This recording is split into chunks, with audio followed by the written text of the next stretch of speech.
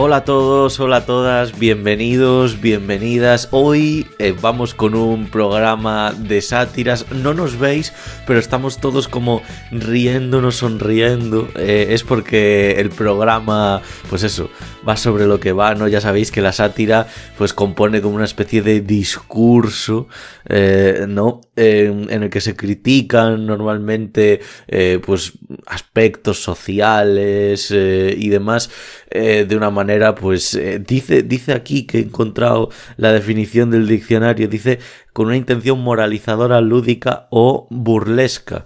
Bueno, las películas que traemos hoy componen muy bien estas tres posibles descripciones o tres posibles finalidades de la intención satírica en las películas que os vamos a hablar hoy, de las que os vamos a hablar hoy.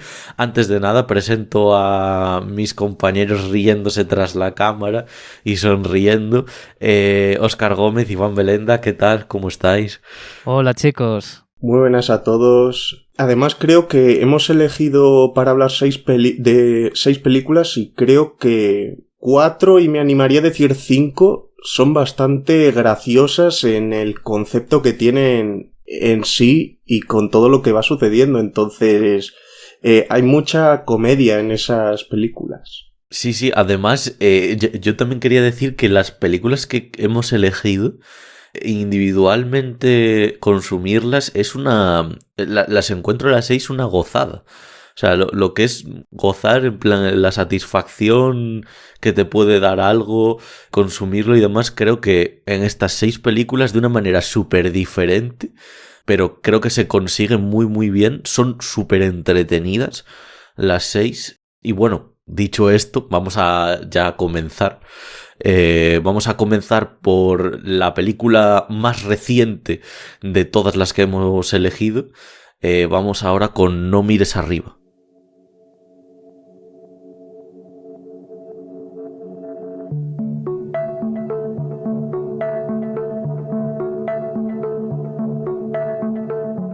Bueno, pues vamos con No mires arriba, Don't Look Up, de Adam McKay, director también de películas como La gran apuesta y Vice, el vicio del poder, las cuales además me he visto hace muy poco, así que se puede hacer alguna analogía durante este análisis. Y la sinopsis, larga por lo que estoy viendo, dice así: Kate Dibiasky, quien interpreta Jennifer Lawrence, estudiante de posgrado de astronomía, y su profesor, el Dr. Randall Mindy, interpretado por Leonardo DiCaprio, hacen un descubrimiento tan asombroso como terrorífico. Un enorme cometa lleva un rumbo de colisión directa con la Tierra. El otro problema es que a nadie le importa. Kate y Randall emprenden una gira mediática para advertir a la humanidad que los lleva desde la indiferente presidenta... Esto está fatal escrito, que los lleva... Bueno, Meryl Streep. Sí, desde la... ¿Cómo se llama la presidenta? Presidenta Orlean y su hijo y jefe de gabinete Jason, interpretado por Jonah Hill, a la emisión de The Daily Rip, un animado programa matinal presentado por Brie, Cate Blanchett y Jack Tyler Perry. Solo quedan 6 meses para el impacto del cometa, pero gestionar el flujo de noticias y ganarse la atención de un público obsesionado con las redes sociales antes de que sea demasiado tarde resulta sorprendentemente cómico. Pero, ¿qué es lo que hay que hacer para que el mundo mire hacia arriba? Bueno, realmente esta última pregunta no es que se la haga continuamente la película, sino que se la hace a partir de más o menos de los últimos 2/3 o algo así. Esta película tiene una cosa que creo que se mantiene en todas las obras de las que os hablaremos hoy, que es que tiene un inicio fabuloso. Una introducción muy buena. Todas las películas de las que os vamos a hablar hoy tienen unas introducciones maravillosas. De hecho, me atrevería a decir que en algunas de ellas es casi lo mejor de la película, lo que no quita que el resto y su desarrollo esté muy bien, pero sí que es cierto que todas las pelis se presentan muy bien, la premisa se presenta muy bien y además muy bien y muy rápido. Tampoco se toman una especie de... Vamos, que no están ahí continuamente diciéndote lo que van a decir, sino que entran directamente en los sucesos que te van contando, te van representando su intención satírica. Antes de que ya empecemos a intervenir los tres, yo quería comentar un componente o una sensación que te transmite la sátira y que he visto en el visionado de la película en las otras dos personas que la veían conmigo, que eran mis padres. Esta película la vimos el año después de Año Nuevo y estábamos viendo la película y hay un gag. El día después. El día después de Año Nuevo, el 2 de enero. ¿Está correcto o qué ha sucedido? Es que has dicho el año después de Año Nuevo. El año después de Año Nuevo. Bueno, pues, en fin, perdonadme, estoy aún un poco en la cama. Pero bueno, eso, estábamos viendo la película, ¿vale? Y claro, Jennifer Lawrence tiene un gag en la película que es buenísimo, que es básicamente que claro, que hay un militar que le estafa, ¿no? En plan, o sea, el militar le estafa. Sí, que $20 o algo así, que dices, es una ridiculez. Eso es, le cobra por la botella y la tía está R durante la película como, y el tío me cobró la botella.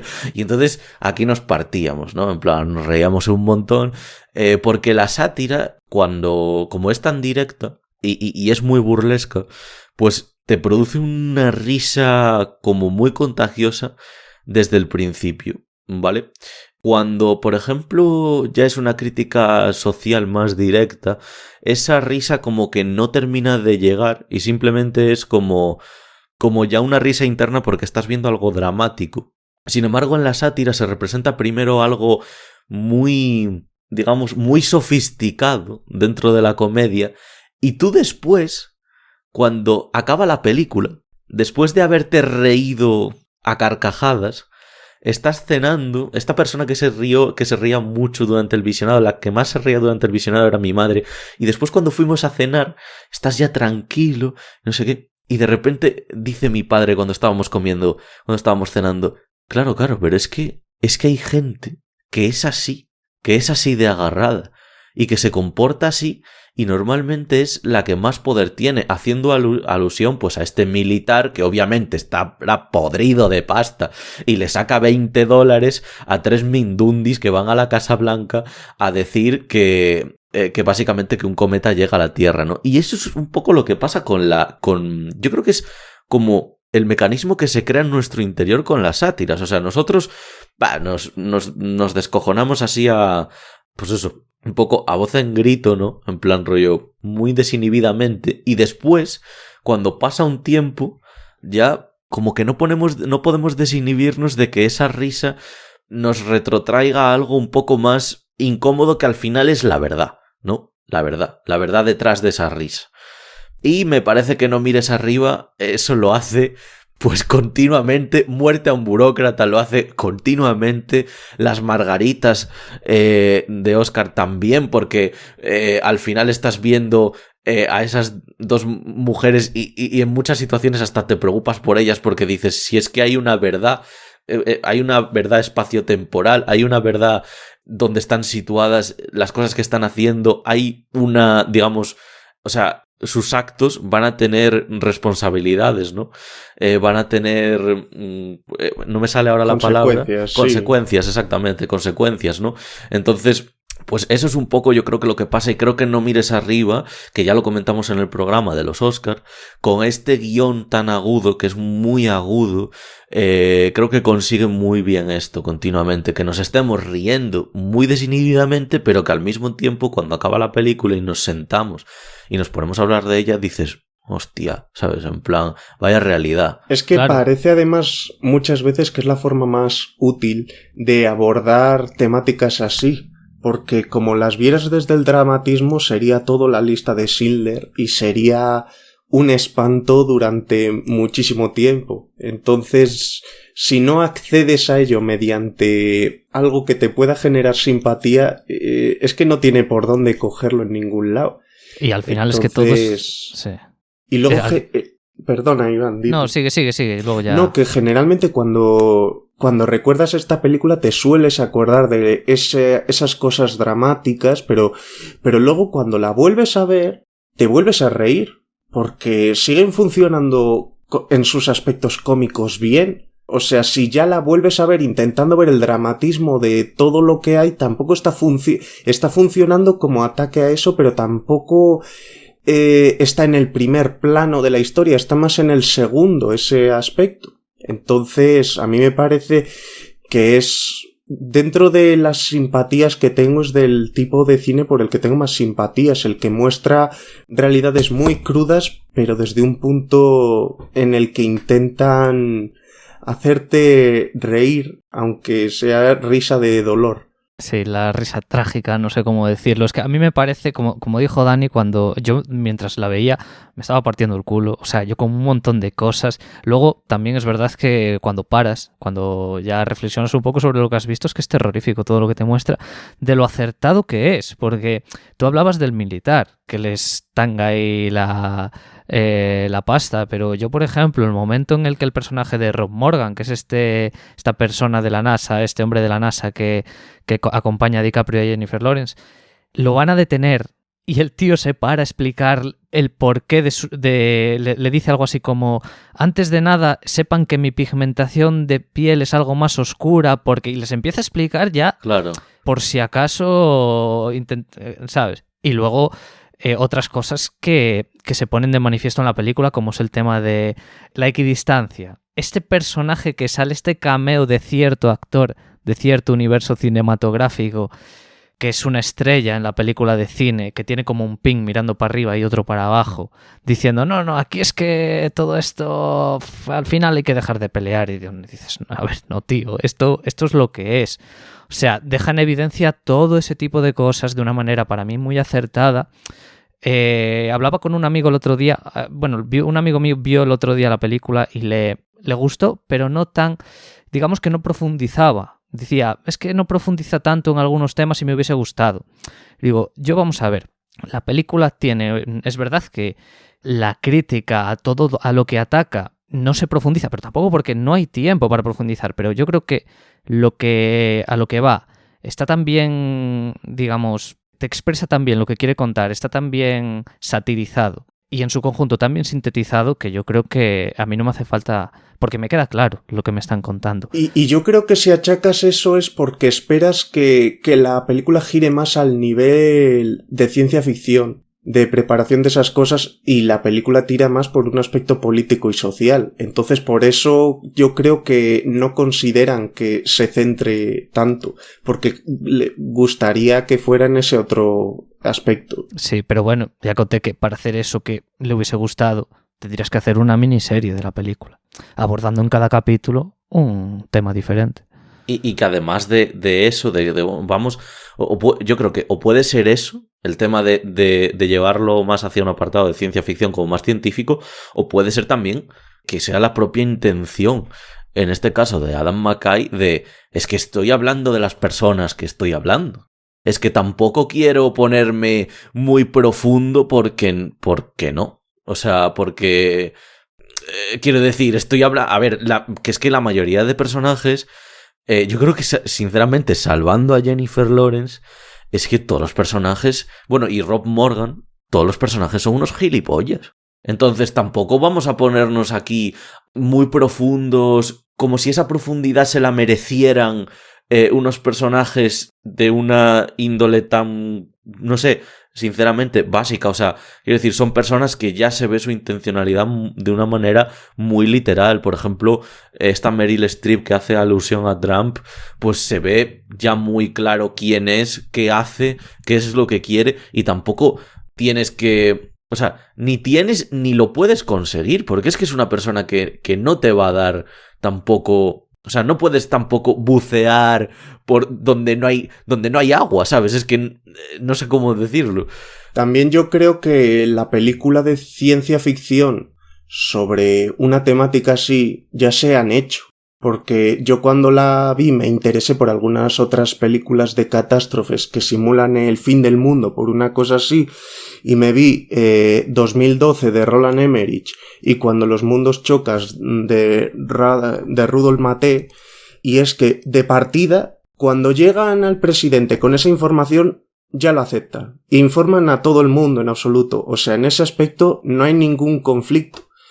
Y por un lado, en 2012 de Roland Emmerich, pues siendo una película de Roland Emmerich que se ha dedicado a destruir todo lo que puede, pues básicamente prima por ver lugares emblemáticos destruidos, y en la otra de Cuando los mundos chocan, por otro lado, tiene un aspecto de mentalidad que parece horrible si lo viéramos desde esta perspectiva de esta película, que es que los protagonistas, como son los que están en el entorno de intentar construir la nave para huir, ya automáticamente ya tienen la carta para poder entrar en la nave. Y el 99% de la gente que ha estado construyendo esa nave no va a poder entrar. Se lo juegan a cartas. Entonces es que también, si quieres ver ese aspecto de ciencia ficción, lo tienes en estas otras películas, pero yo es que creo que no tienen parangón en relación a estas. Es que por decir a nivel calificativo, las otras son un 5, un 6, y este es un 8, un 9, tranquilamente. Entonces... Y luego sobre esta película también quería decir, porque, claro, ya en el programa de los Oscar hemos hablado de esto, de que es eso, la sátira tiene un valor muy fuerte cuando es un tema que está en la propia calle, y en la calle es controvertido. Esta película es de 2021. En 1980, Carl Sagan, en esta serie de Cosmos, con una cartulina, explica por qué la Tierra es redonda.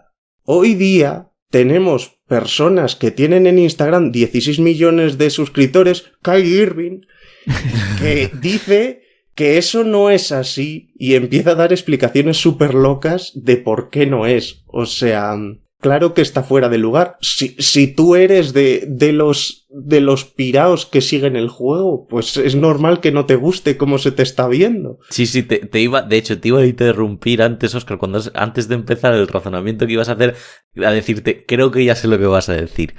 En el sentido de que, claro, es que este tema, a mí también, yo estoy súper de acuerdo con eso, porque creo que realmente las personas a las que les pica esta película son las personas que son... Que se ven reflejadas.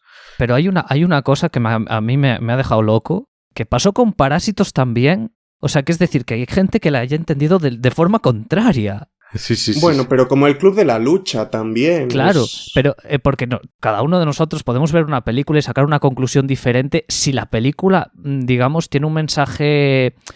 más ambiguo, ¿no? Más ambiguo, vale. Pero es que esta es que encima va saco con... Ya sabemos que está criticando, que cojan a los que le están criticando, que hay algunos que efectivamente les rasca un poco el mensaje, pero que hay otros que la hayan entendido de forma contraria. Es que me parece una cosa alucinante. O sea...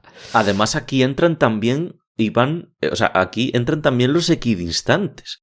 Porque yo el otro día tuve una conversación con un tío por Twitter sobre esta película, porque el tío había puesto, en plan, el tío pone como una descripción de la peli, ¿no? Es un perfil de cine, pone una descripción de la película, no mires arriba, habla de no sé qué, de no sé cuánto, de el negacionismo, de y entonces... A la gente pues le responde, porque es un perfil pues que tiene bastantes seguidores, le responde en plan de pues yo opino esto, pues yo opino tal, yo opino que aquí es muy buena, yo opino que aquí se pasó no sé qué, y el tío en plan como que adjunta un montón de tweets de este tipo, de estas respuestas, y dice, no me vengáis con vuestras turras políticas que solo es una película. Y entonces claro, cogí y le respondí yo, pero vamos a ver, o sea, quiero decir, es una película, pero es una película... Aparte de que es súper marcada, como ha dicho Ivy en su tesis ideológica, todas las películas tienen ahí detrás una ideología, es que es una película que habla de lo que habla. O sea, no sé, es como si ves Silencio de Scorsese, por ejemplo, o alguna película sobre religión, y no podemos entrar a hablar sobre el cristianismo y montar un debate sobre ese tema. Porque claro, es una película, ¿no? Pues no. Pues, Bueno, es también creer que el cine no tiene el poder de cambiar una sociedad, cuando de alguna forma el tipo de películas que hacen hace que también las personas empiecen ya a actuar de una forma distinta a la hora de, pues no sé, una percepción de la bondad o así que existe ahora está muy marcada por el cine que se lleva viendo los últimos 10 años. No una película en concreto, pero es que es una masa de películas. No puedes negarlo. Claro, es que es un comentario anti-arte, como anti lo que puede llegar a expresar el arte. Y luego, digamos, decir, no me vengáis con vuestras turras políticas, no, es que el turras eres tú. Porque al final estás un poco menospreciando el poder y luego, o sea, ya no solo el poder del cine en ese sentido, sino, macho, ¿qué película has visto? Que luego también es eso, o sea, que la película critica una serie de cosas y no lo hace deliberadamente, ¿sabes? Quiero decir, o sea, la intencionalidad es total. Es clara. ¿No? Entonces, bueno, en este sentido, vamos, creo que luego la película... Es que aquí es algo que voy a decir en la mayoría de las películas, pero está estupendamente interpretada. Tiene un elenco espectacular, yo creo que uno de los más bestias a nivel de caché que se han visto. Y bueno, dicho esto, creo que podemos pasar a la siguiente película. Vamos con Muerte de un burócrata, que nos la presenta Iván Belenda.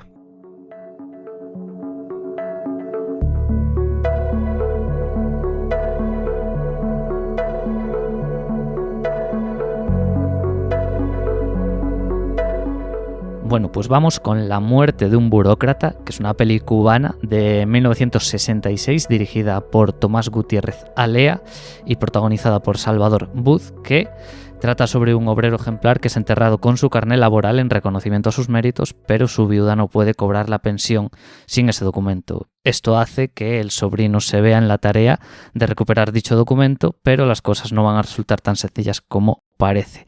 Bueno, lo primero a destacar de esta película son los maravillosos títulos de crédito que tiene, que son como una instancia en el que te indican, pues, lo por tanto, tal, por cuánto, resuelvo, primero, dar a conocer los nombres del reparto, segundo, el equipo técnico, tercero, piezas musicales utilizadas, creo que era. Bueno, y luego al final de los créditos la firma en el papel del director. ¿No era de Fidel Castro? Yo creo, había dos firmas, me parece. Hay una del director. Es que igual, es que es eso, que yo me quedé muy flipado de que estaba la firma de Fidel Castro. Digo, pero si le están poniendo a parir a Fidel Castro entre a otros y lo está firmando de su propia mano. Es que sí es verdad que es posible, porque creo recordar que había dos firmas, una del director y hay otra a la izquierda, que no me quedé con el nombre, pero bueno, sí, igual era la de Fidel Castro. Bueno, otra cosa a destacar también de la película es que a nivel de montaje creo que está trabajadísima, sobre todo al principio. Ya ha dicho Dani que todos los comienzos de estas películas son muy potentes, o sea, tienen esa capacidad para atraer, o sea, y al principio cuando vemos que se hace un discurso en el funeral del obrero y se habla un poco de su vida, vemos pasando, hay unos insertos de imágenes, de quién era él, de qué hacía, manifestaciones en las que estuvo. De hecho, ahí hay un par de imágenes en las que se ven manifestaciones de miles de personas y una flecha apuntando a un grupo, bueno, para indicarte que él haya estado ahí, bueno, cosillas así. Aparte de eso, bueno, la película es eso, es una crítica total y absoluta hacia el tema burocrático. Es una película que yo creo que mientras te estás riendo lo pasas mal por el protagonista en sí, porque es que al final tiene que hacer una serie de cosas como, por ejemplo, pues en plan de necesitamos abrir el ataúd para coger el carné laboral, pero antes tienes que traerme una orden de exhumación, pero claro, si lo has enterrado hace 2 días, tienes que esperar 2 años, a no ser que traigas una orden judicial, bueno, todo este tipo de cosas. Luego hay otro momento que me parece, es que desternillante cuando, claro, llega un punto en que necesitan el carné ya y el protagonista con otros tipos van a desenterrar el cuerpo. Y entre que abren la fosa uno se pilla los dedos y empieza a gritar con un vigilante que está por ahí rondando, luego cuando intentan abrir el ataúd y se le caen las herramientas porque no son capaces, bueno, la cara del protagonista acojonado durante todo el tiempo. Bueno, y cuando Y cuando lo está exhumando, cuando ya está exhumado, que se para ahí en un callejón para cogerle el carné y le dice al tío que está muerto, en plan, le dice, oye, pon de tu parte, no sé, con Sí. una cara así el tío de claro, no quiero mirar a mi tío muerto porque estoy robándole al cadáver de mi tío, ¿sabes? Pero Sí, que... es que es bueno. Y la mujer desmayándose, que se desmaya como 3 veces en la película. Que de hecho hay una en la que se desmaya fuera de campo, pero ves la cara del protagonista de que va a ir a cogerla, porque ya eso está muy bien, está muy bien. Y luego hay otra cosa que, bueno, la película constantemente está criticando este sistema. Hay una secuencia que, para poneros un ejemplo, me recuerda muchísimo porque hacen exactamente lo mismo en una película maravillosa que a Dani y a mí nos encanta, que es la de Asterix y las 12 pruebas. Dios, lo iba a decir. Mira, iba a decir yo también. También, eso. es que es tal cual. Ambas escenas, ambas secuencias son calcadas, es decir, llegamos a un sitio donde hay un montón de funcionarios trabajando y tal. Llegamos, sí, porque en ese momento creo que tenía que le Sí, en la planta tal, extensión tal, vete a tal, vuelve a la misma de antes. Exactamente. Sí. Mesa 12, vete a la 36. En la 36, sí, yo te lo firmo, pero necesitas también no sé qué, que te lo hacen en la 34. Vas en la 34, sí, pero aquí me falta un dato, una firma, no sé qué mierdas. Bueno, así que es que, claro, ves al pobre hombre desesperado completamente. Yo creo que de igual forma que Uderzo y Goscinny, cuando hicieron Asterix y las 12 pruebas, vio muerte de un burócrata, Gutiérrez Alea había visto las películas de Rafael Azcona del cochecito del pisito, porque también es una forma de representar un absurdo legal que es muy parecida. Es que es una película con muy ¿cómo es? Berlanguiana, digo yo. Berlanguiana. Diría que es como un estilo muy... Muy reconocible, en ese sí. sentido, sí. Además, ¿qué es eso? También el cine de Alea generalmente ha estado asociado a ese tipo de sátiras. En los 90 también hizo una película llamada Guantanamera, en la que tenían que hacer un recorrido desde La Habana a Guantánamo, que si miras en kilómetros son 800 kilómetros, y se tarda 3 días, porque tienes que, entre cada provincia que vas, tienes que haber solicitado previamente un permiso y tienes que llegar a la oficina de la provincia, te tienen que dar el permiso para que hayas llegado y para que puedas seguir partiendo para allí. Entonces la película entera es un viaje de, pues no sé, 800 kilómetros en 9 horas, 12 horas o así, con parones. Tardaban 3 días por eso, o sea que siempre ha estado muy ligado a esa sátira sobre su propia sociedad. Sí. Y hablamos mucho bueno, hemos hablado de los principios del principio de esta película, de los principios en general tan buenos de todas las que hablamos, pero el final de esta película, el plano final, está muy, muy bien, ¿no? Como entran al cementerio de nuevo.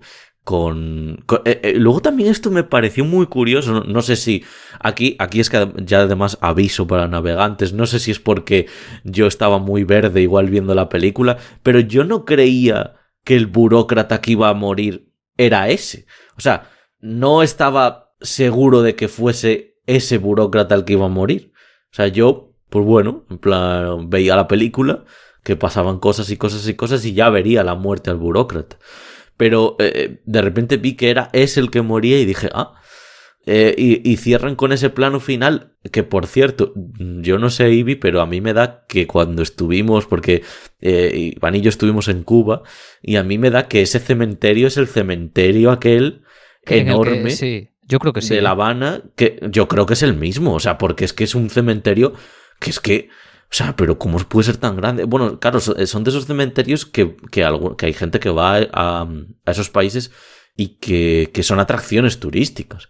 O sea, que son muy visitables esos cementerios de la espectacularidad que tienen, ya sea por sus dimensiones, por su arte, ¿no? A nivel, pues, de la piedra y demás. Pero vamos, creo que tiene un plano final magnífico y creo que la fotografía de esta película... en general es muy muy buena. Vamos, utiliza mucho un plano así como medio, utiliza mucho plano medio, nunca se acerca mucho al primer plano ni nada, pero creo que hace varios movimientos de cámara, así muy suaves, para, digamos, por ejemplo, apuntando a una persona que está en un hall hacia las escaleras y la vemos subir. Luego tenía algunos planos que me recordaban un montón a Darius Khondji, que es el director de fotografía de Diamantes en Bruto, la película de Adam Sandler, que son de estos planos en plan que hay un montón de cosas delante de la cámara que van pasando hasta que dejan un momento al protagonista, digamos, limpio, ¿no? Que a mí es que me encanta poner cosas delante de la cámara continuamente y que luego quede algo, digamos, no simétrico, pero bueno, que quede algo limpio después de todas esas cosas. Y nada, yo es que esta película creo que me la pasó Iván, creo que era una remasterización, ¿no? O algo así, porque nada más, o sea, lo digo porque nada más empezó la película salía lo de que la habían proyectado en la Bienale de 2019. Sí, es que... de Venecia. También es verdad que esta película no... Es una lástima, pero no está en ninguna plataforma. Y yo creo que sí que merece ser un poco recordada. Sí, yo de hecho pienso que a mí, por ejemplo, me gusta descubrir muchos países un poco exóticos cinematográficamente hablando por el cine. Y si quieres conocer Cuba, me parece que hace una disección muy precisa de la cultura cubana. O sea, si quieres decir, quiero conocer un poco la sociedad cubana, me parece que es una película perfecta para eso. Sí, creo que sobre todo por las interpretaciones, o sea... Cuando llega el hombre este allí y se va por 3 funcionarios diferentes, me gustan mucho las interpretaciones porque vamos a ver, tú si por ejemplo haces de un cajero de supermercado en una película, tienes que ser una persona real, pero también tiene que haber algo de tic, ¿no? De tic pues algún tic que tenga normalmente un cajero de supermercado. Si eres un doctor, algún gesto, ¿no? Y creo que el primer funcionario con el que habla, que es al que al final vuelve finalmente para que le diga lo mismo que tal, ese funcionario, por ejemplo, yo lo estaba viendo y digo, madre mía, es que es, en plan, tiene los tics de manera de hablar a veces de un funcionario tal cual y además tiene pues también su jerga de que es una persona real. De que no es, ¿sabes? Simplemente como una especie de caricatura, ¿no? Claro, pero luego también hay otro funcionario que es totalmente diferente, que creo que es el tercero al que va, que le entrega el papel. Sí, bueno, el que se pone las gafas, pero a una velocidad muy, muy lenta, que se pone, es que lo mira para el papel, se pone las gafas, vuelve a mirar para el papel, vuelve a mirar para él, vuelve a mirar para el papel, y ahí ya lo firma, ¿no? Que se tira igual 2 minutos no, pero 1 minuto y pico ahí perfectamente para hacer nada. Esa representación está bastante bien también, sí. Bueno, pues dicho esto, vamos a la siguiente película. Antes de nada, pues recomendar que he leído que es súper famosa de este hombre, de Tomás Gutiérrez Alea, Memorias del Subdesarrollo, que es una película de 2 años, que hizo 2 años después. Más directamente dramática, pero también es buena película. Que creo que esa está en Filming, ¿no? Confirmamos. Creo que sí. Confirmamos. Sí. Vale. Está en Filming. Así que bueno, mira, si no, ya que no tenéis la película de la que os estamos hablando en ninguna plataforma, pues que sepáis que sí tenéis algo de este director en Filming, en este caso. Y Vampiros de La Habana también, ¿no? O ese ya es de otro. Ahora que me acaba, que es una película de animación. No sé por qué me ha dado la venada, igual es de otra persona. Creo que sí, creo que es de otro director. Pues se me ha colado, porque igual esa sí que es la película cubana más famosa que hay, pero eso, porque como era de animación, pues sí que entró en un circuito al menos. Pues bueno, dicho esto, vamos a pasar a nuestra siguiente película de hoy. Vamos con South Park. South Park y cómo continúa este título que... el título South de esta Park película. Más grande, más largo y sin cortes. Eso es. Muy bien, pues nos la trae Óscar.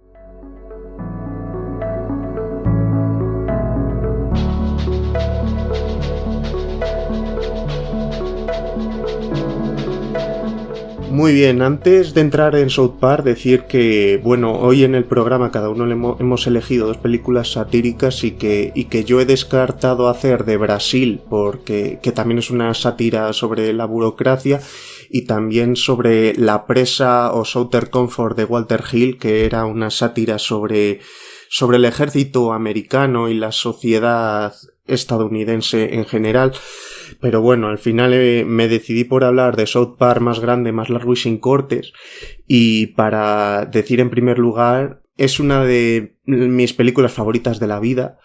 Es una película que en su momento cuando vi no había visto la serie nunca. La película es de 1999 y la serie empezó en 1997, o sea, estaba en unas fases muy tempranas. Me parece que en su sentido de una de sus sátiras no es nada sutil.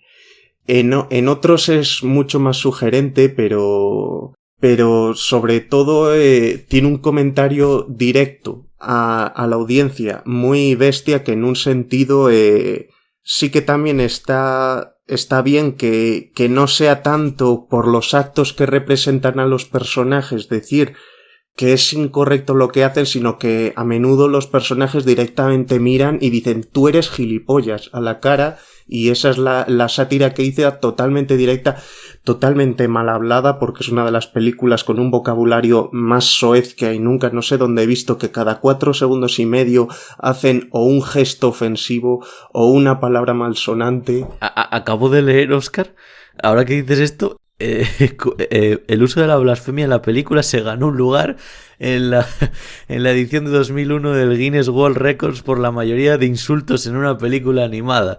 399 palabras profanas. Es que con alguna de las canciones te estás diciendo una cada medio segundo. Sí, entonces me entra perfectamente. Bueno, al comienzo de la peli, los 4 protagonistas van a ver una película al cine. Una película clasificada para mayores. En España creo que no son tan estrictos a la hora de que si es más 18 no te dejan entrar si tienes 15 o lo que sea, pero en Estados Unidos sí que es verdad que si no vas con un adulto no puedes entrar. Pero de hecho, ellos se cuelan en el cine, se meten en una película que tiene un humor baratísimo, todos los adultos se marchan y ellos, sorprendidos ante las nuevas palabrotas que dicen estos personajes, se quedan flipando y van al colegio y lo comentan, y esto se empieza a convertir en una especie de comidilla entre todos los niños, y cuando los padres dicen de dónde han aprendido eso, dicen de una película de Canadá, y los padres que interpretan pues que hay que declarar la guerra a Canadá porque están abduciendo la cabeza a nuestros niños. Claro, no parte de tener una charla con esos hijos en casa. No se les ocurre esa idea. La idea está en Canadá. Y secuestran a esos tíos y empiezan a haber conflictos. Canadá hace una cosa muy chula, que es ir cargándose elementos culturales importantes, que es a la familia Baldwin, la bombardean y sufren la consternación de vivir esos dolores. Ahí, pero claro, lo de la familia Baldwin, ¿pero por qué es? ¿Porque es súper americana? Yo es que no... Eso ya es pues porque son 4 y son muy conocidos todos, o sobre todo lo eran en esos tiempos, entiendo. Sí. Bueno, no sé cómo está ahora mismo el tema, porque los niños se crían más a menudo en plataformas como Twitch o YouTube antes que la tele, pero es que sí que es verdad que en 1999 o esos años parecidos no era nada raro que asociaciones de padres recogieran firmas para que retiraran series de televisión de pantalla o que las cancelaran. Y yo recuerdo, por ejemplo, la serie de Bobobo, que era un anime de esos años, que en Japón se canceló porque creían que no era para niños. Y era obvio que no era para niños, pero si era un tío que en un mundo en el que todo el mundo era calvo, luchaba con los pelos de la nariz contra la gente, pues obviamente, sí, es que digo, pues obviamente eso no es para niños, eso es un humor muy absurdo que no tiene nada que ver, y este es un ejemplo de serie que el manga duró muchísimos años, pero la adaptación a serie de televisión tuvo como 60 capítulos porque se la cargaron enseguida por una razón así, pero yo creo que otro de los aspectos que hay que hablar de esta película es que es un musical. O sea, es el giro que tiene con respecto a esa película. Tiene una estructura clásica de musical con una música principal, la música del héroe, la música del villano, la música de redención, la de subida de autoestima, la de victoria. Y a eso hay que sumar que es una serie con diseños muy muy básicos que por entonces eran recortes de papel con la que se hacían todas las caras de los personajes, y en esta película tenía un pico superior que sí que hacía que fuera una película más cinematográfica, porque sí que hay algún giro de cámara alrededor del personaje que es obviamente con unos papeles no lo puedes hacer, y aquí estaban integrados, pues imagino más que con un efecto de ordenador, porque sí que se ve algún efecto. Sí, bueno, digamos la representación del infierno. Claro. Cuando sale Gandhi, por ejemplo, en el infierno, pues también, que sale Hitler, luego sale, que no sé si es Mussolini o quién sea, y luego sale Gandhi. Que bueno, me hace gracia porque cuando Kenny va a ir al cielo, pone Heaven, Population en 1656 únicamente, y de repente ya cuando lo tiran para abajo... 9.000 millones los que sean. Sí, la de Cristo, sí. Las canciones... Bueno, di, perdona. No, nada, que es extremadamente... A mí es una película que me hace muchísima gracia, es extremadamente salvaje en sus chistes. Hay uno que al principio cuando están en la clase, que dice el profesor que tiene así como esa especie de... Sí, que habla con una marioneta los niños. Habla con la marioneta, sí. Dice, a ver, ¿cuánto es 3 por 2? Y uno dice 4. Y suelta uno, bueno, a ver si ahora responde alguien que no sea un retrasado mental o algo así. Y dices, joder, tío, es que es muy heavy. Luego... Pero yo creo que más que por ser gracioso es... Pero ¿cómo alguien puede estar diciendo una burrada así? Claro, exactamente. Sí. Luego hay otro momento en el que uno de los militares que van a ir a la guerra dice, ¡guau! ¡Qué ganas tengo de ir a por los australianos y tal! Y suelta el otro, son canadienses. Pues, ¿qué más da? O sea, es muy incisiva. Bueno, es que la propia táctica de los Estados Unidos es poner de escudos humanos a los negros y luego el resto va después, que es Hostia, como muy salvaje en ese sentido. También dice uno, yo no me fío de un ser humano que sangra 5 días y luego tal, que dices tú, pero ¿cómo está pudiendo sacar por la boca un comentario? Ostras, es que es horrible decir algo así. Lo dice el profesor también. También ¿no? Lo dice el profesor y dices, pero por favor. O el profesor o uno por ahí, sí. Si no era el profesor, era el director del colegio. Pues que dices, pero pude decir cosas tan horribles por la boca con tanta normalidad. Sí. Luego es eso, que estaba diciendo que la película es un musical. A mí las canciones, me parece la mayoría que son bastante divertidas. Se puede quitar encima, pero pronto las canciones, pero mira, me voy a empezar a sacar un poco la vena cinéfila del cine musical. Cuando los personajes de Terrance y Feeling cantan la canción que en España tradujeron como Eres un cabrón hijo puta, cuando llega un punto empiezan a hacer como una danza a base de pedos. Y es que esa danza a base de pedos es igual, pero con claqué, a números de baile que hacían Fred Astaire y Ginny Rogers en películas de cine musical super clásico. Y por ejemplo, en el número de la Resistance, cuando se ve al chico este que es el líder en un plano general, luego se ve algún paneo del rostro como sobreimpreso en ese mismo, eso también salía en los musicales de Barbra Streisand de Yentl. O sea que para hacer esta película también se han empollado ese tipo de cosas y a ver, no han mostrado una cosa muy directa y muy perfecta sobre eso porque tampoco va con ese tipo de película, pero que cuando están haciéndolo no están haciendo la chorrada de que uno cante sin más, diga las burradas que sea y ya está, sino que yo creo que sí que saben lo que están haciendo. De hecho, una de las canciones fue nominada a los Oscar. A mí no es la canción que más me gusta, que es la de Blame Canada, que también en el aspecto satírico me parece de las más fuertes, porque es cuando van a la guerra los padres contra Canadá por hacer eso. Pero la canción esta de la Resistance que digo es otro elemento clásico de cine, que es que todas las canciones que se han asociado a distintos personajes de repente se solapan dentro de una misma canción y te vas moviendo por todos los escenarios que han salido en la película y cada uno está cantando llevando la letra de la canción de esa a tonos que tenían todas las canciones anteriores. O sea que me parece que es una película que a nivel musical, aunque parezca absurdo, no tiene nada desdeñable ante otras películas.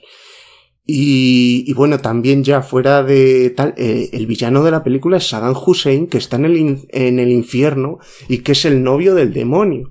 Que Saddam Hussein no estaba muerto. Faltaban 7 años para que murieran todavía y aquí con toda la jeta del mundo le meten en el infierno con caras suyas de verdad, que está además todo el rato haciendo bromas de que quiere dar por el culo al diablo. Joder, también con eso, madre mía. Sí, no. A mí una cosa que me gusta mucho, o sea, que es un poco como extra de la película, es que siendo una peli que disfrutamos un montón y que obviamente por su contenido y demás tiene que ser un público adulto el que la disfrute, me gusta mucho ver la recepción tan buena que ha tenido. En plan, las críticas en todas las páginas, es súper laureada, de hecho su obscenidad que siempre es como también, sí. Es muy alabada y demás. Y me gusta mucho porque creo que hay cierta unanimidad respecto a esta película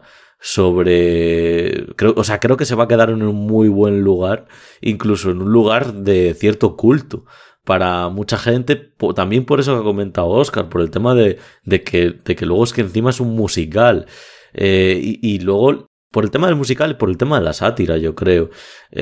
No se va solo al universo de South Park, sino que... Es que va a cambiar el medio, pero... Claro. Es que va a ser la misma, la sátira todo el rato.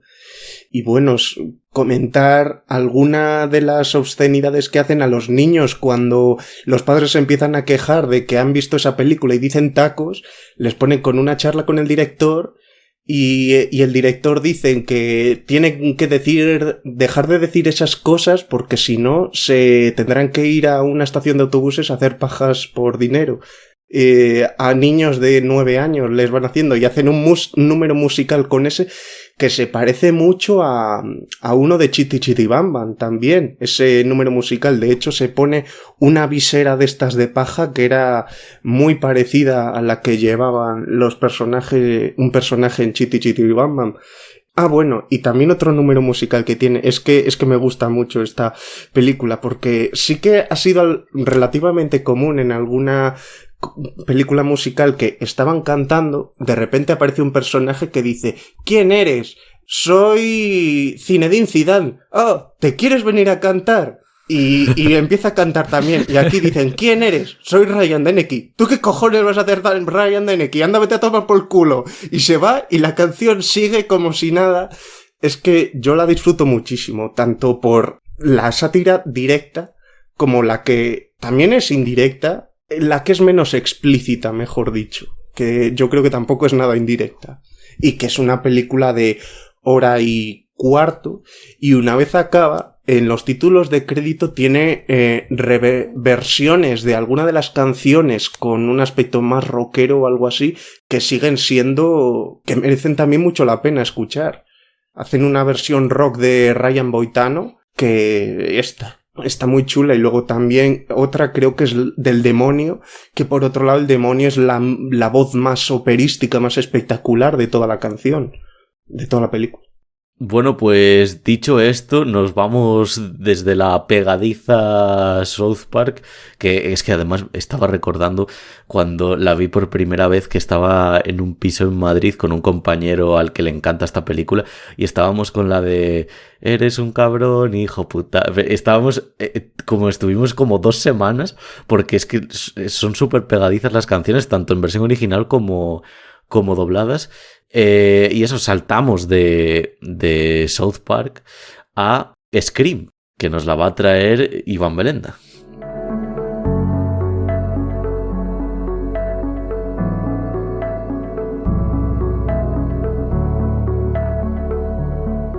Bueno, vamos con Scream, pero aquí os hacemos un poco una trampa porque vamos a hacer un popurrí de las 4 primeras.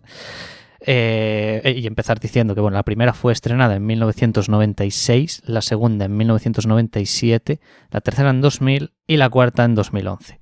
todas ellas dirigidas por Wes Craven, ya sabéis, director también de Pesadilla en Elm Street, y escritas por Kevin Williamson, a excepción de la tercera, que la escribió Ehren Kruger, que por cierto reescribió algunas partes de la de Scream 4, y según una teoría que tengo, suya debe ser la escritura del segundo final, entre comillas, que tiene esa película, y lo digo porque a mí Scream 3 es la que menos me gusta de la saga, y el segundo final de Scream 4 yo creo que es lo peor de la película, así que relacionando cosas me sale esa teoría. ¿El segundo final te refieres a que cuando parece que ha acabado una vez y luego acaba otra vez, o, sí. o que tiene un final alternativo? No. Cuando parece que ha terminado y luego sí, es verdad que es pues, bastante bajonero el final de Scream 4. Sí. Decir también que estas 4 películas las protagonizan Neve Campbell, Courtney Cox y David Arquette. Esto es un poco spoiler igual, porque con esto os digo que sobreviven a las 3 primeras,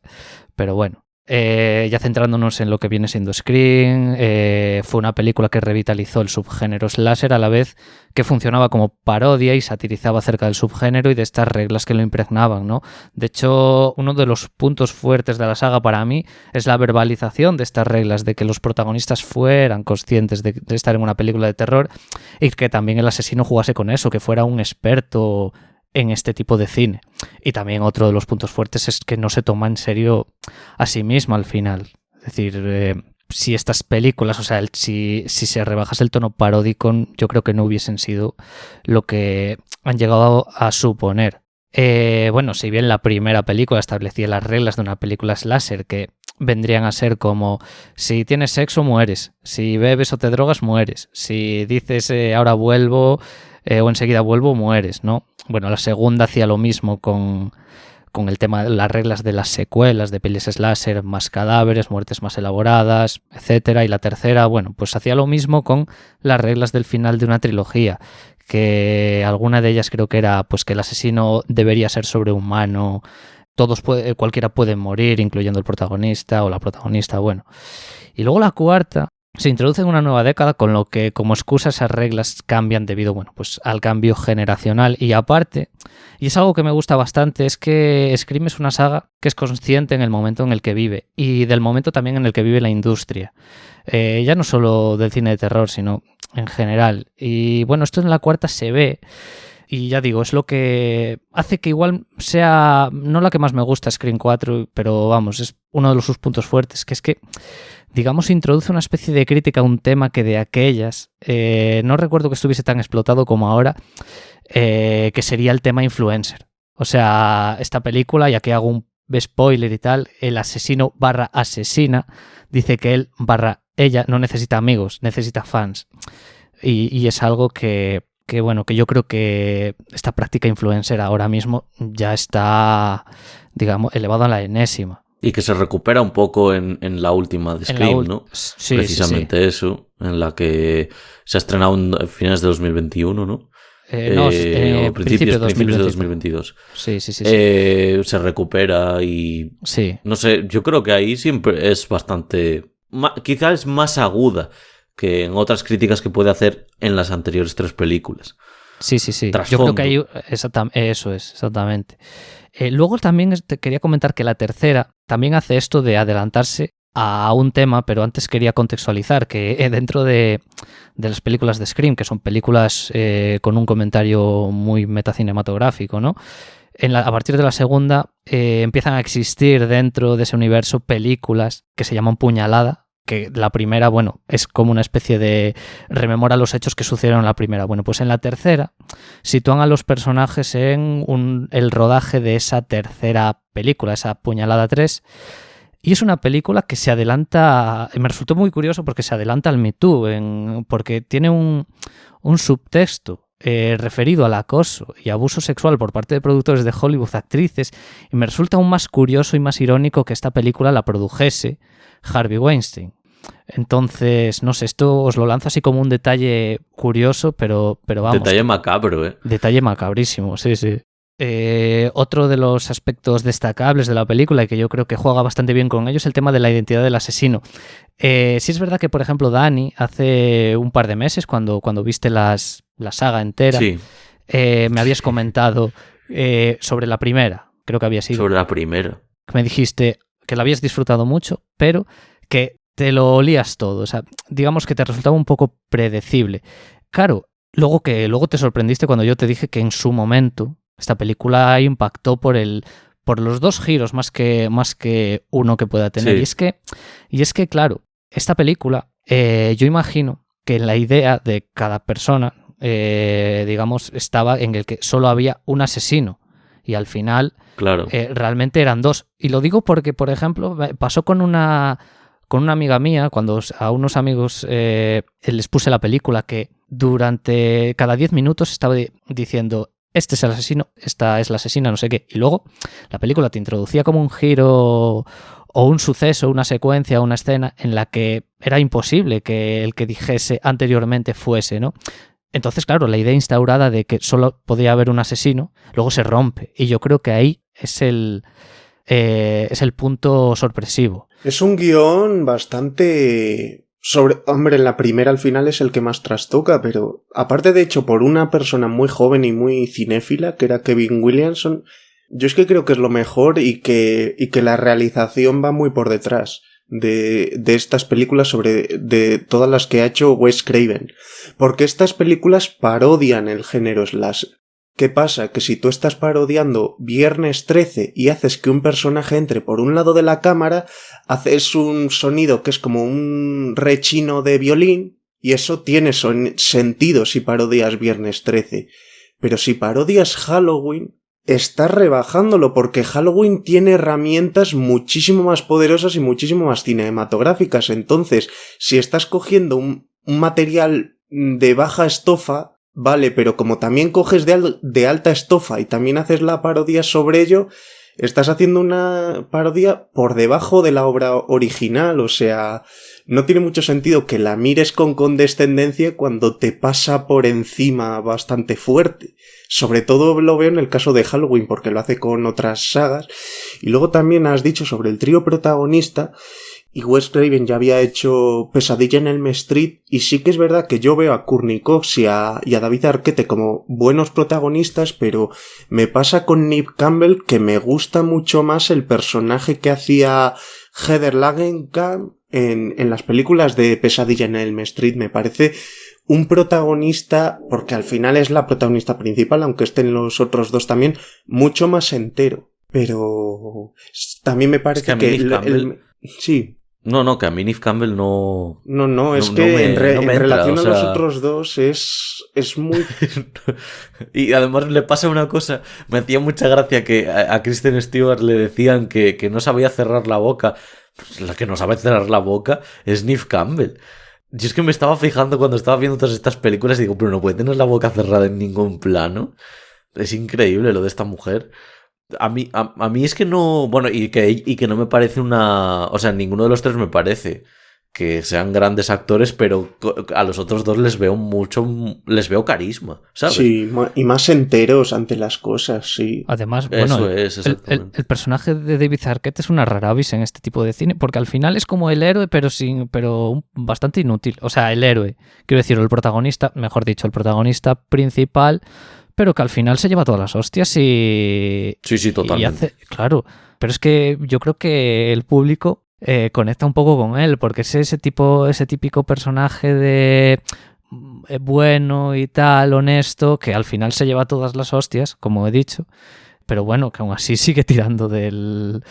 que por otro lado ese tipo de personaje sí que rompe las reglas del juego y el hecho de que esté Neve Campbell en todas ellas sería por seguir el juego porque es la chica grito clásica. Y yo veo un poco que ese personaje no me termina de convencer, partiendo de que Wes Craven no me convence nada nunca. Pero también reconozco que no voy a ser nada original en esto y yo creo que cuando has hecho el ejemplo antes, la introducción de Scream es lo mejor que tiene toda la saga, con Drew Barrymore. Claro, ese es otro punto sorpresivo. Ahora ya no hay elemento sorpresa, pero ahí hacen lo de Psicosis casi, o sea, claro, homenajean a Psicosis. Matar a la famosa, pero es que aquí lo hacen, en Psicosis lo hacían a los 45 minutos, aquí lo hacen a los 10. De hecho, creo que la gente pensaba que ella era la protagonista, porque además en el póster de la película era la cara de Drew Barrymore. Es que creo que fue un poco lo que grabaron y mostraron luego a la productora para poder seguir adelante con la película. Entonces, pues tiene sentido en ese aspecto. Y bueno, Leatherface sí que es algo mucho más intelectual que el resto de monstruos slasher, porque en sí es una persona... Bueno, he dicho monstruos, de asesinos slasher. No, es que dijiste Leatherface. Es Leatherface, ¿no? Ghostface. Bueno, si es que al final todo suena muy parecido, pero claro, el hecho de verle torpe en algún punto te dice, vale, pues esto es chistoso, pero luego lo que pasa posteriormente sigue siendo horrible. Entonces estás muchas veces en una dualidad entre que algo es terrorífico y que es cómico a la vez, y claro, ahí si entras a traspiés en unas, pues pierde... Por un lado lo ves o lo puedes ver ridículo o puedes verlo como un chiste si entras a traspié a ello, quiero decir eso. A ver, yo estas cosas siempre las he notado como muy hechas a propósito, quiero decir, están porque como están todo el rato, esto me pasó cuando, bueno, Dani, contigo hablé cuando fuimos a ver la última y tal, de todo lo que suponía y todo lo que yo creía que la saga al final, o sea, lo que realmente hace es parodiar constantemente. ¿Qué es lo que pasa? Que luego, pues es eso, luego te entran estas dudas de, pero sí, parodias, pero luego lo próximo es algo espantoso. Entonces, claro, y estás usando las mismas armas para parodiar que para hacer cosas serias, entonces igual ahí hay el equilibrio puede llegar a fallar. Un aviso, por cierto, para navegantes, en plan, Scary Movie 1. Si no habéis visto ni Scream ni Scary Movie, no veáis Scary Movie. Ved primero Scream. Porque se os va a joder completamente todo el invento. Y además, otra cosa que quería comentar sobre esta analogía es que ya Scary Movie, yo cuando la volví a ver, que la volví a ver hace poco, la primera, dije, claro, que esto es una parodia de la parodia. O sea, claro. Scary Movie, claro, es una parodia de la parodia y que no existiría... Luego lo estaba pensando y nunca lo había pensado así. Dije, claro, Scary Movie no existiría sin Scream en sí. ¿Sabes? No sin las películas de terror. No existiría sin Scream. Porque luego Scary Movie parodia otras pelis de terror en sus siguientes entregas y demás. Pero claro, yo no había percibido... Básicamente porque no me había visto la saga de Scream. Me había visto la primera, pero no me acordaba de nada. No había percibido que era un poco de ahí el origen, y claro, es totalmente de ahí, ¿no? Y sinceramente en la saga de Scary Movie yo veo que funciona mejor la parodia cuando lo hace de cosas realmente serias. Creo que es en la 3 cuando sobre todo se centran en señales, cuando hacen la mejor película de toda la saga, y es porque están cogiendo un material que ya se supone mucho más digno en el sentido de trascendente. También otra cosa para finalizar, bueno, lo que tenía yo por aquí apuntado, es que Scream, la saga en general, es una reflexión que me vino cuando vi la última, ¿no? Es decir, joder, yo esta película o esta saga me parece moderadamente divertida y tal, pero claro, al jugar con todo el tema de tópicos y de nombrar tantas películas y hacer referencias a tantas otras y hacer chistes de ellas, dices, hostia, el público que no esté muy familiarizado con esto, la mitad de los chistes se los va a perder.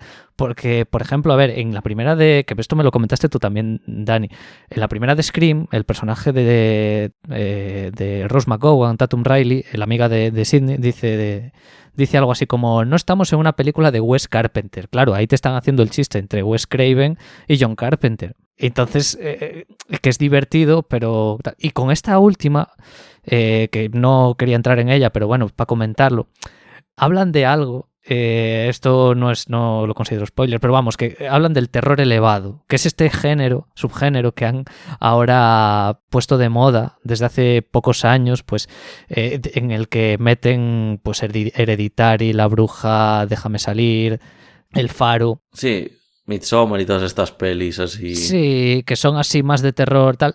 Y se ríen un poco de este... Sí, de esa calificación. De ese calificativo, sí.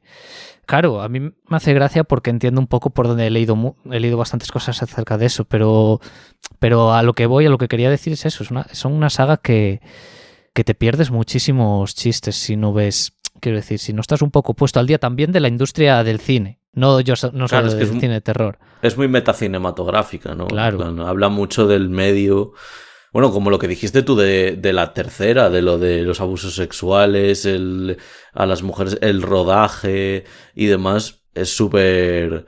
Luego, de hecho, en Scary Movie 1 hay una escena en la que es cuando la protagonista se va a acostar con el chico y entonces, en plan, dice, bueno, que no estamos en una película. Y entonces coge y dice el tío, sí que estamos, mira, ahí está el de iluminación, ahí está el de maquillaje, y se gira la cámara y los enfoca a todos y tal, que es un gag también muy bueno.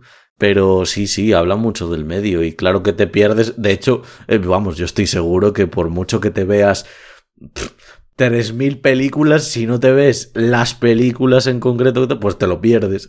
Y ya está. Tiene... No sé si incluso tiene más gags de esos que gags normal, como más generales. Pero bueno. Dicho esto, vamos a por nuestra quinta película. Vamos ahora a hablar de Jojo Rabbit.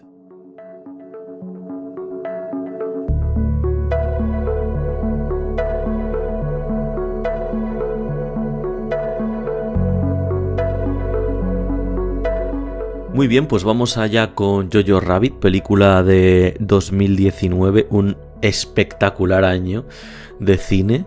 Jojo Rabbit Wetzler, interpretado por Roman Griffin Davis, es un solitario niño alemán perteneciente a las juventudes hitlerianas que ve su mundo puesto patas arriba cuando descubre que su joven madre Rosie, Scarlett Johansson, esconde en su ático a una niña judía, Thomasin Mackenzie. Con la ayuda de su mejor amigo imaginario, el mismísimo Adolf Hitler, interpretado por Taika Waititi, Jojo deberá afrontar su ciego nacionalismo con las contradicciones de una guerra absurda. Bueno, una de las cosas que más me gustan de esta película es cómo arranca con esa secuencia de montaje de títulos de crédito con música, no sé de quién, pero vamos, es maravillosa la canción de inicio, bueno, con todas esas imágenes de archivo, como para situarnos, y ya después pues cómo llegamos a esa manufactura, porque es que, claro, es una película ya de 2019, tiene una fotografía... Quiero recordar que estuvo nominada, porque es que tiene una fotografía muy correcta, muy... No sé, como muy de película académica. La película, de hecho, tuvo 6 nominaciones a los Oscar y ganó Mejor Guión Adaptado, que fue ahí Taika Waititi con esos tics que tiene. A veces recuerdo uno que hizo una vez también en los Oscar, no sé si había ganado algo o había estado, o le nombraron, creo que le habían nombrado porque había estado nominado a algo y se hizo el dormido durante la gala y demás. Bueno, es un hombre muy excéntrico que tiene una película... que es mi película favorita, de hecho, de él, que es desternillante y maravillosa, que es Lo que hacemos en las sombras, que bueno, es espectacular. Me encantaría, de hecho, si hiciéramos una segunda parte de sátiras algún día, traer Lo que hacemos en las sombras, porque realmente nunca di cuenta, un poco como Scream, ¿vale? Nunca di cuenta porque normalmente pues relaciono más las sátiras a un contexto, una crítica social, y no me había dado cuenta de que realmente pues eso, Lo que hacemos en las sombras también es una sátira del universo monstruoso, ¿no? En el que están pues los vampiros, pues en el que puede estar Frankenstein, los hombres lobo y demás.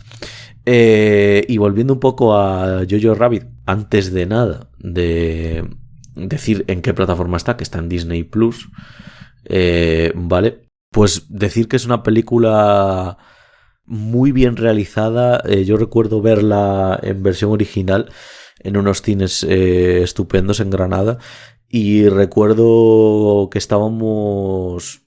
tener una sensación con esta película que es de inmersión, que últimamente la he tenido con películas muchísimo más grandes como Dune o de Batman, y que una película que es mucho más de diálogo consiga meterme tanto, creo que se debe a varias razones. Una de ellas, creo que son sobre todo 3 razones. Una es el guión de la película, que es fabuloso. Ganó Mejor Guión Adaptado y la verdad es que me parece totalmente merecido. También estaban otras 2 películas que me parece que tienen un guión muy versátil, como son Joker y El Irlandés, y pues paso por encima de esas 2 películas, ¿no? Que son, estamos hablando de grandes nombres. Y luego creo que se debe también a las interpretaciones. Creo que la película Scarlett Johansson estaba doblemente nominada ese año y está deliciosa, o sea, está estupenda, contagia esa felicidad. Esa mirada infantil también, porque es que como el niño tiene que ser el duro, ella es la que hace de niña y el propio niño la reprime hasta que alguna vez el niño se da cuenta de que es niño y vuelve a comportarse como un niño. Es que, mira que Scarlett Johansson ha hecho películas, pero yo es que, igual con Match Point, puede ser la otra película, pero es que a mí me encantó la interpretación que hizo. Me parece de un humanismo que hiela. Tiene una escena, la escena, ¿no? En la que se hace pasar por el padre, ¿no? Que interpreta como que le está hablando a su hijo, tanto ella como madre, como con el padre, poniendo así la voz más grave y tal, que yo creo que es espectacular. O sea, digo esa escena porque yo creo que a nivel interpretativo igual es la que más puede llegar a destacar dentro de la película, pero es que el resto que tiene tampoco es que se queden muy atrás. Aquí sí que la nominación fue, desde mi punto de vista, muy merecida. De hecho, un ser de luz. De hecho, la ganó su compañera de reparto, Laura Dern, ese año por Historia de un matrimonio, y yo lo siento, pero yo no soy de los que doy el Oscar por un speech, y incluso las personas que querían que ganase Laura Dern están de acuerdo con que Laura Dern lo ganó por el speech que hace sobre la Virgen María en Historia de un matrimonio, esa especie esa especie de símil que hace. Y yo lo siento, pero a mí Scarlett Johansson me parece, joder, encima es que está nominada 2 veces en un mismo año. Me parece genial la interpretación que hace. Otro actor que está fabuloso, como siempre, es Sam Rockwell. También está delicioso de una manera mucho más excéntrica, que le pega, además. Es que la facilidad para componer personajes de este tío es increíble. O sea, componer un personaje aquí tan patético, divertido y entrañable al mismo tiempo, es que me parece una pasada. Luego hay 2 papeles, varios papeles que son como un poquito más, que están como un poco más por debajo, pero que hacen que la película suba mucho porque tienen mucha presencia, que son el de Rebel Wilson, Alfie Allen, Stephen Merchant, quiero decir... Stephen Merchant, High Hitler. Exactamente, o sea, es que esa escena cuando entra es maravillosa.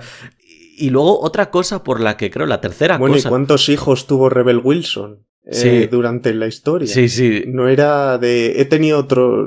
Es que no sé, es que también... Y por el pueblo alemán todo. Es que era un discurso horrible, pero tirado de una forma que era sensacional. Hostia, la cantidad de cosas delirantes que suelta, en plan... Aparte de eso, ¿no? Lo de... A mí me dijeron que... yo vi con mis propios ojos cómo los judíos se comían a 3 amigos míos o algo así. Vaya boca de cloaca tiene, ¿verdad? Y la tercera cosa por la que creo que la película consigue esa inmersión es la ambientación / decorados, dirección artística, que me parece fabulosa. Todo el pueblo, yo no sé dónde grabaron esto, pero todo el pueblo, cualquier parte del mismo que luego está derruida, la casa... los exteriores, cuando están en el campamento, el bosque en el que están y demás, o sea, me parece que está súper conseguido todo lo que es la ambientación de la película y creo que esas 3 cosas sobre todo hacen que la película al final sea maravillosa. Lo que es la dirección pasa un pelín más desapercibida porque creo que es mucho más sofisticada académica. No creo que tenga un montonazo, tantas licencias como, por ejemplo, sí que creo que tiene más Lo que hacemos en las sombras. Bueno, yo respecto al tema de la dirección hay un detalle que me parece extraordinario, pero a niveles de... Es una genialidad el tema de los zapatos del personaje de Scarlett Johansson, porque ya lo hace como un par de veces antes de que suceda el momento, ¿no? Ya te lo va advirtiendo. A mí esa, digamos, planificar unas escenas para que se vean esos zapatos, pero de forma bastante clara, sin ser demasiado explícito, ¿sabes? Es decir, es como si fuera un elemento secundario, porque hay más cosas en el plano que esos zapatos, bueno, los pies de Scarlett Johansson y tal, pero luego lo que luego llega a significar. también para la historia y para el propio Jojo. O sea, sí es verdad que, bueno, a nivel de dirección, como tú dices, la película igual tampoco destaca tanto. Bueno, pero a nivel gramatical, porque lo que hemos dicho, a nivel interpretativo también, yo creo que a Rebel Wilson no la hemos visto en otras películas así. Y está porque les ha metido a todos en ese tono. O Stephen Merchant, o los propios niños actores, que al final son niños muy pequeños y están muy, muy bien en el tono. O sea, que igual ese es el aspecto más a destacar de la dirección de Taika Waititi. Que también, hombre, está en los años en los que tiene... O sea, yo le auguro todavía unos años así, pero es que ahora es el tiempo en el que puede hacer prácticamente lo que le dé la gana. Aunque se le hayan caído algunas cosas, cada 2x3 estás escuchando que está en un proyecto y que ha hecho una serie y que está preparando otra cosa. Y vamos, está ahora aprovechando todo lo que puede. También decir que el emparejamiento que tiene esta película con una película previa del neorrealismo italiano, que era Alemania Año Cero, que se desarrollaba en Alemania en 1900, nada más acabar la Segunda Guerra Mundial, y en Berlín. Y era un niño que había estado criado con la idea de que el nazismo era la única opción viable, y con las reglas como las habían impuesto, y cuando se cae ese gobierno se da cuenta de que todo lo que ha aprendido no vale de nada y tiene que vagabundear y es un apestado porque es un niño que fue de las juventudes hitlerianas como este Yoyos. Entonces me parece que empareja mucho esta película con la otra, que la otra sí que tiene un punto dramático terrible. O sea, yo creo que de los finales más dramáticos que puede haber, pero sí, es como un emparejamiento muy directo entre las dos películas.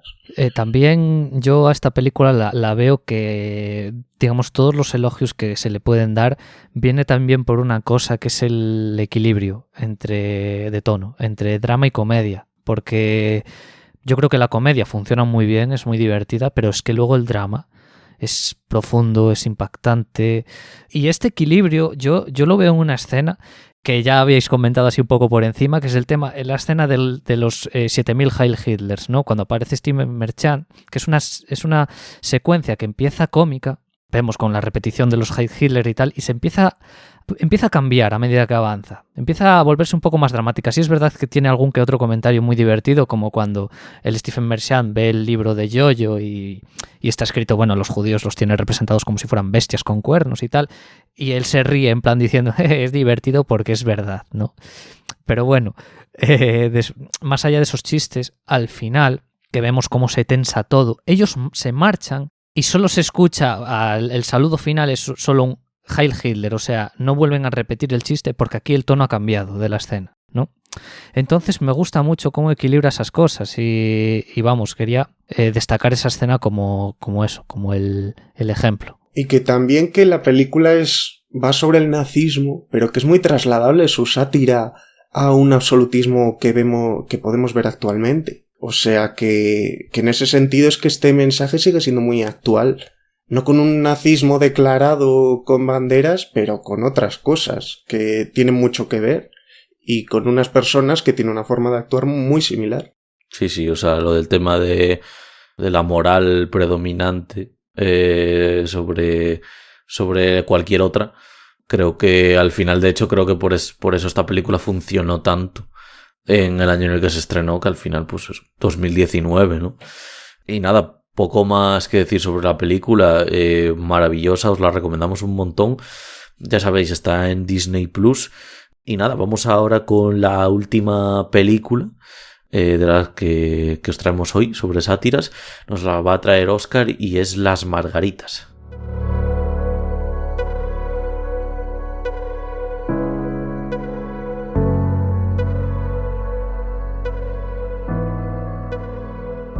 Muy bien, pues Las Margaritas es una película checoslovaca de 1966.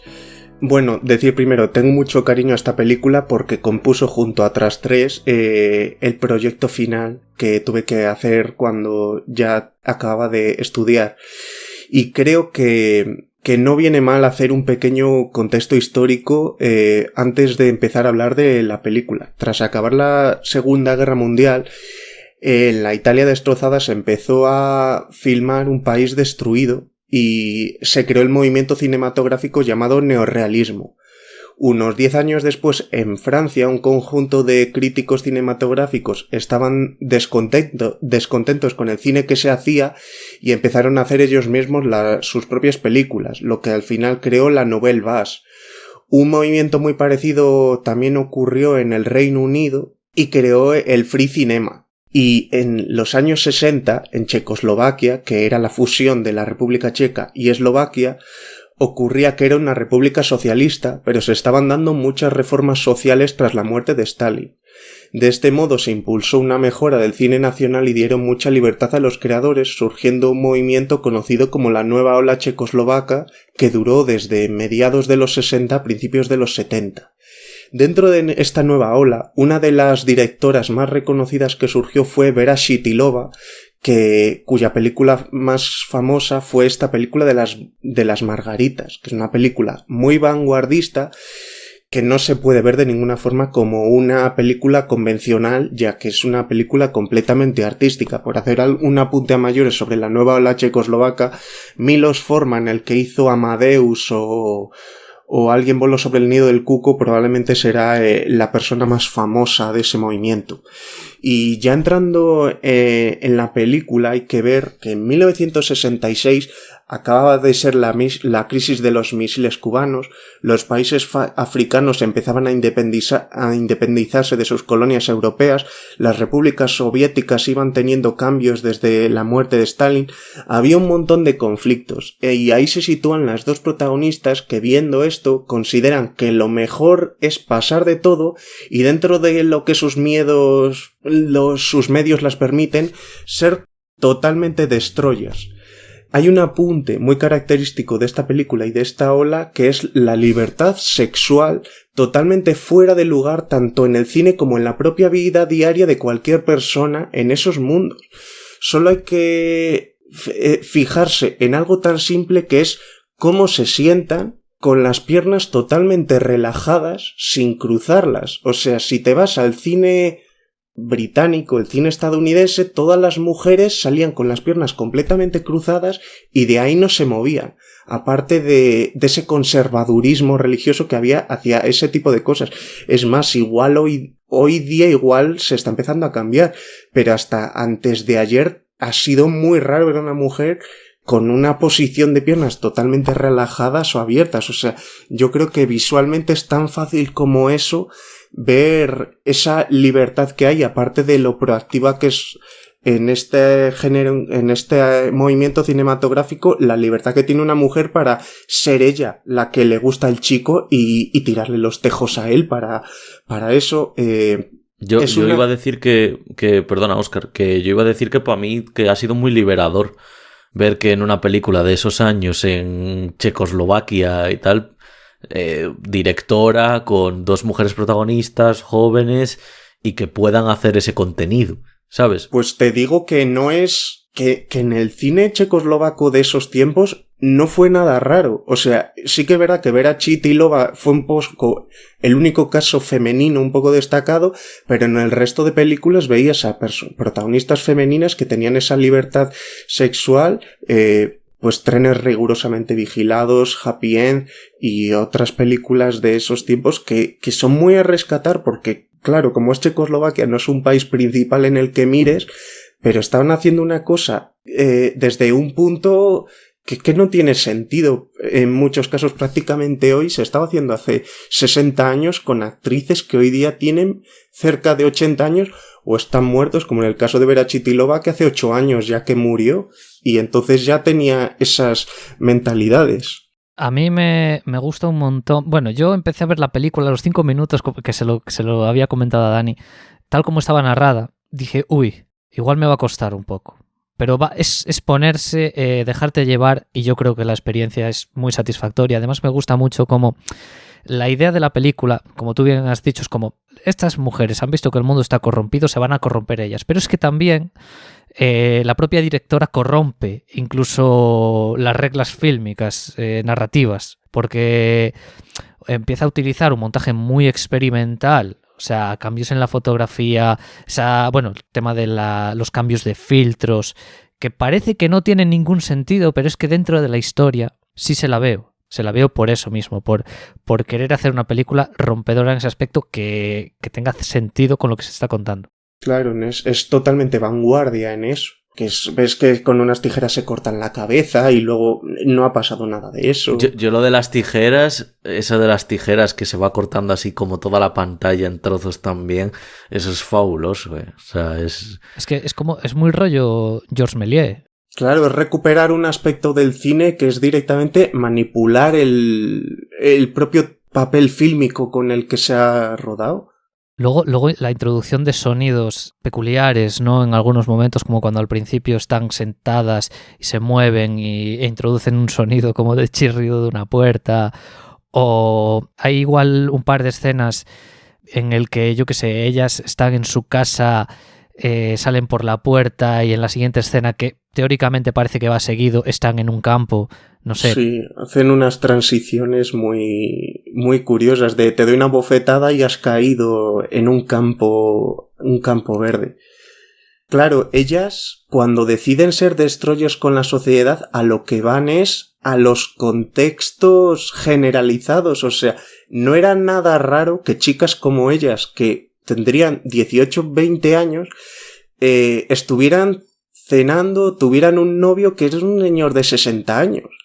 Y ellas directamente le dicen, ¿y tú, con lo viejo que eres, por qué me quieres trajinar? Y el hombre queda totalmente ruborizado, les acompañan hasta el tren, que el tren es un poco como el lugar de despedida de siempre, y la idea es que siempre ellas se vayan por su cuenta y al tío le dejen parado, tanto si ellas se montan como si el que se monta es él.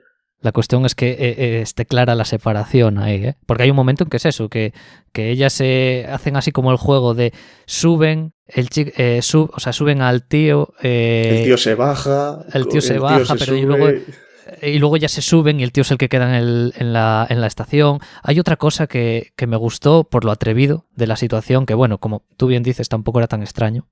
Cuando están en la cama y una de ellas está hablando con un chico, lo de la metáfora de los pepinos, los plátanos, las salchichas, los huevos, que están constantemente cortando. Sí, que además corta una tijera que suena muchísimo y parte por la mitad de un plátano, que ya es la castración típica de que está a la merced completa de ellas. Sí. Eso es, sí. Bueno, también luego van a bares y se llevan la propia botella a ellas porque no quieren pagar en esos bares, o sea que van totalmente contra natura. Y luego por otro lado, ellas en la ciudad están muy bien, pero en el momento en el que ya se van a un lugar tan rural, ya esa forma de burlarse del resto ya no funciona tanto, y ellas mismas se indignan de que han intentado hablar con un granjero y el granjero ha pasado de ellas, y dicen, y entonces es cuando ellas hacen acciones realmente malévolas por joder, porque hasta entonces lo han estado haciendo por divertirse a pesar de esa gente, pero ahora directamente las hacen para hacer daño, que es cuando las fastidian las paredes de una casa o el pestillo o una cosa así de gente, porque las indigna que ya no sean los ojos hacia ellas, o sea que es un comentario muy cosmopolita en ese sentido.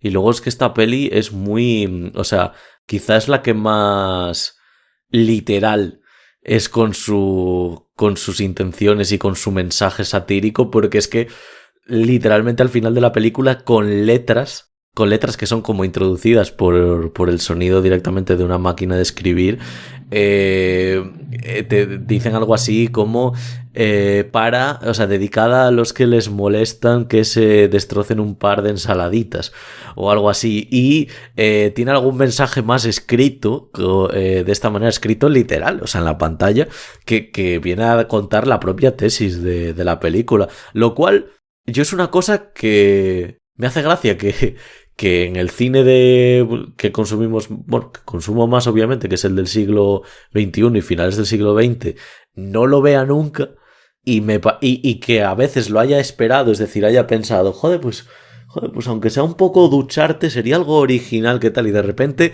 en una película checoslovaca de 1966, ¡pum! Está ahí, digamos, que es un recurso cinematográfico más y un recurso narrativo más el exponerte literalmente lo que ha querido decir la directora, que no sé si es guionista también, imagino que sí. Sí, de la película. Sí. Y vamos, luego voy a volverme a repetir, pero como no me he repetido tanto, no lo he dicho en otras 2 películas de las que hemos hablado. De nuevo, o sea, lo de las interpretaciones, o sea, las 2 protagonistas están espectaculares, las 2. Una de las 2 me recuerda un montón a Selena Gómez, pero es que una barbaridad, o sea, tiene algún plano que digo, es que es Selena Gómez, o sea, además tiene como este flequillo caído y a veces las coletitas y tal que se le ha visto así representada alguna vez en el cine, y me parece que las 2 están espectaculares y que contagian mucho esa diversión y ese desenfreno, sobre todo ese desenfreno alocado, pues como escenas como en el cabaret. Y es que el tío, el que habla con ella por teléfono, la dice muchas veces: tú no eres de este siglo, y está claro que del siglo XX no es, y del siglo XXI pues también me planteo igual si es del siglo XXI, porque es que es una actitud que está fuera de todo desempeño, y es una pena porque claro, estas chicas luego, estas mujeres no salieron luego de su cinematografía local, entonces ahora ya tienen cerca de 80 años las 2, y este es el título más grande y más importante que han hecho en toda su carrera. Pero me parecen 2 actrices sensacionales, y también entiendes que esos hombres estén locos por ellas, porque es que son una luz que está fuera de lugar con todo lo que se puede encontrar en otro momento en esos sitios. Yo perdona por la comparación que voy a hacer, que es un poco con algo súper base dentro de esta ideología un poco del devenir, no nihilista, pero sí que desde este devenir y demás, que digo perdón por hacerla porque también es a partir de un hombre blanco y demás, pero es que me recordaban a veces mucho a Don Quijote, estas dos, su comportamiento tan, no sé cómo decirlo, como retroimaginativo ahí, o sea, es como que perciben a la vez que actúan, no sé, es algo es que es muy contagioso, y de hecho cuando en la escena final de la película, que están en una especie de banquete al que aún no ha llegado gente, yo por lo menos, yo ya las quiero, ¿no? Ya las quiero mucho, y estoy preocupado porque no entre nadie.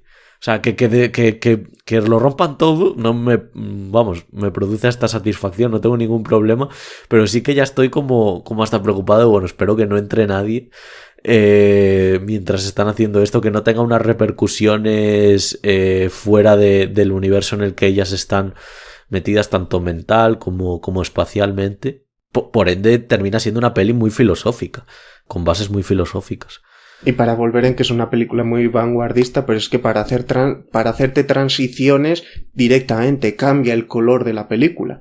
La película es por momentos en blanco y negro, en otros es en color, de repente el filtro es rosa, el filtro es azul, el filtro es verde, y es que da completamente igual, porque igual tienes una escena entera que es de un color y luego es en otro. A veces se usa para ver un paso del tiempo, igual cuando están comiendo, como van pasando entre los platos, pero otra vez, pues puede ser porque podían crear y tenían la libertad entera para crear, tenían muchas ganas de crear, y ver a Chytilova ahí yo creo que es de las que, de todo lo que he visto, me parece la más creativa, creando cosas tremendamente vanguardistas, porque Milos Forman, que luego es el que fue a Hollywood, era mucho más perfeccionista y sí que era más vanguardista igual en las temáticas que usaba, pero es que es muy, muy loca y ya no es satírica. Pero para poneros otro ejemplo de película muy vanguardista, también hicieron una llamada Happy End,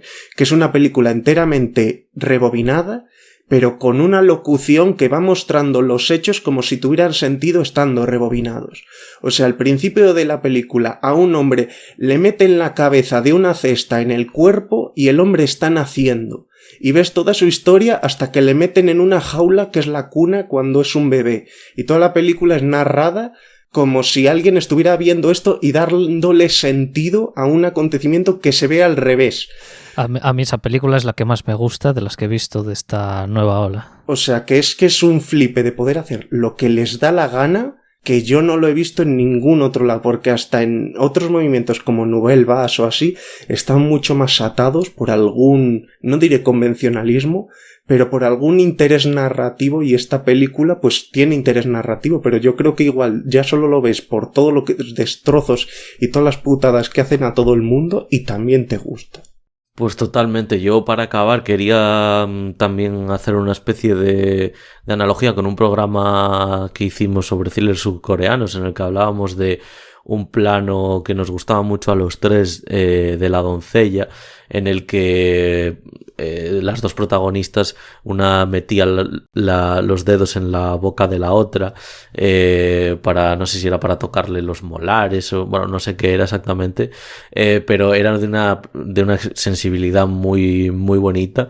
Y en esta película, cuando ellas están comiendo y están sucias y demás, hay algunos planos que me recordaban muchísimo a ese. Y luego con ese sonido que decía Óscar antes de las tijeras, creo que consigue unos efectos buenísimos a nivel audiovisual. Muy logrados. Muy logrados, sí. Y nada, pues hasta aquí.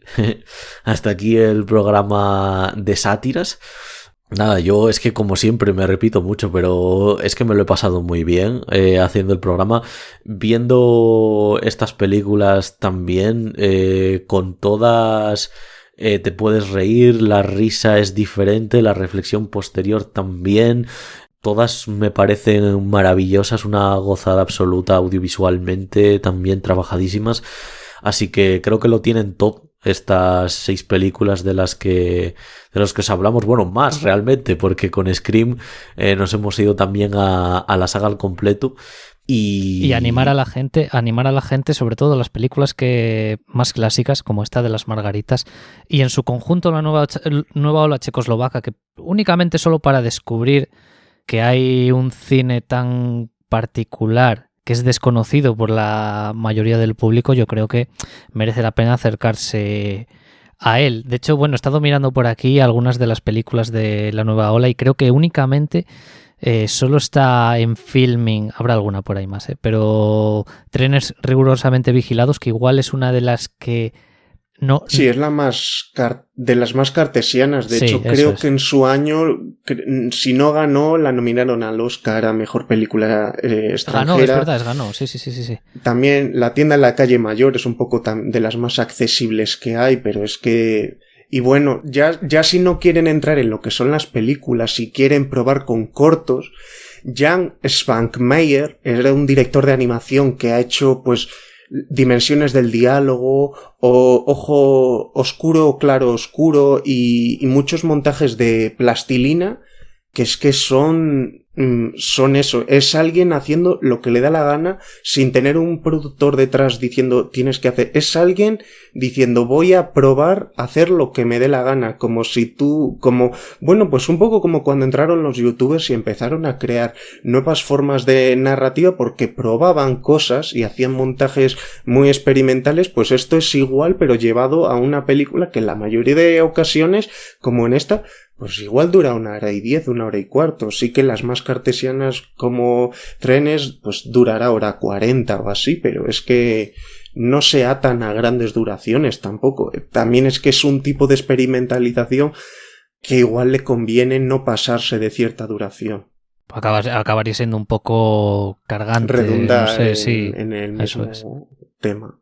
Pues eso, gente, o sea, de verdad, no hay nada más bonito que desafiarse un poco a uno mismo, ¿no? En plan, a experimentar diferentes tipos de contenido dentro del arte, que como es aquí, por ejemplo, como son aquí Las Margaritas o Muerte de un burócrata. Así que vamos, vamos, no hay nada más bonito, así que os invitamos a que las veáis. Yo me despido tristemente, pero me despido ya de mis compañeros Óscar Gómez y Iván Belenda. Muchísimas gracias por el programa de hoy. A ti, Dani.